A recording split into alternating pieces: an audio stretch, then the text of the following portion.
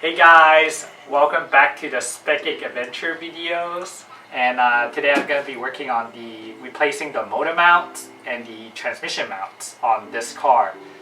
The reason why I'm replacing the mount is because I noticed that the valve cover is actually rubbing on the coolant expansion tank. So this is the old coolant expansion tank on the car, and you would notice the issue that I'm talking about is the valve cover kind of like coming into contact with the expansion tank, and it's damaging the tank itself.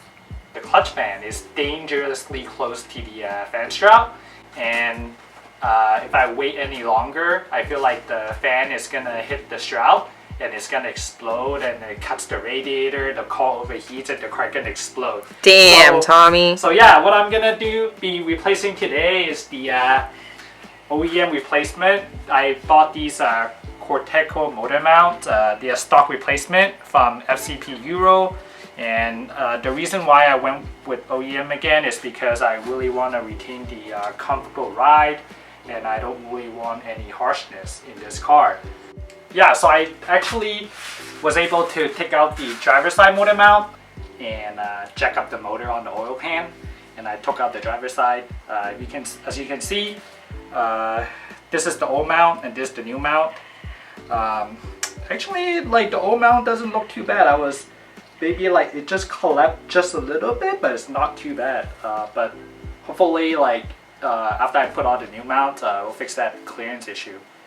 Okay, so I took both the driver's side as well as the passenger side old motor mounts out, and actually the old driver's side motor mount is not too bad.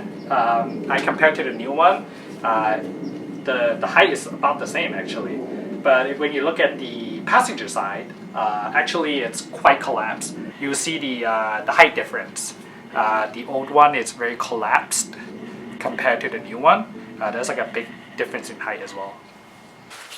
So the new one is measuring at 7 centimeters, and then you have the bad passenger side. Ooh, this one 1 cm difference. Some of the stuff that you want to do if you have a clutch fan, you want to loosen up the fan strap so that when you jack up the motor to remove the motor mount, your fan doesn't get caught in the fan strap. So make sure your fan strap is loose so it can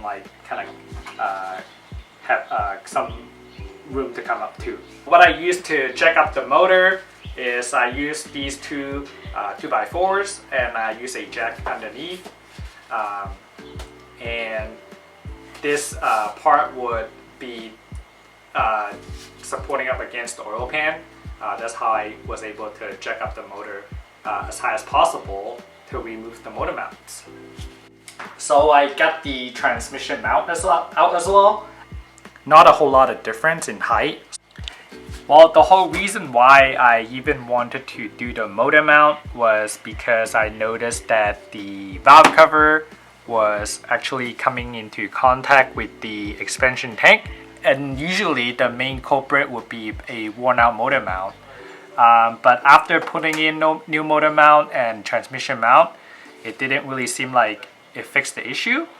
So the next plan would be perhaps getting another radiator bracket that would have the radiator sit a little bit forward to the front bar here.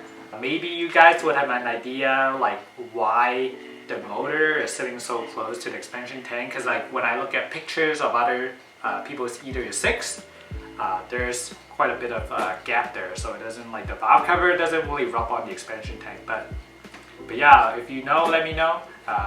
Leave a comment down below. Alright, so that wraps up the motor mount and transmission mount install.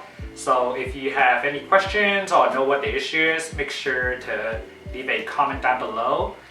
Thank you for watching, and follow us for more Spec Geek adventures. Bye!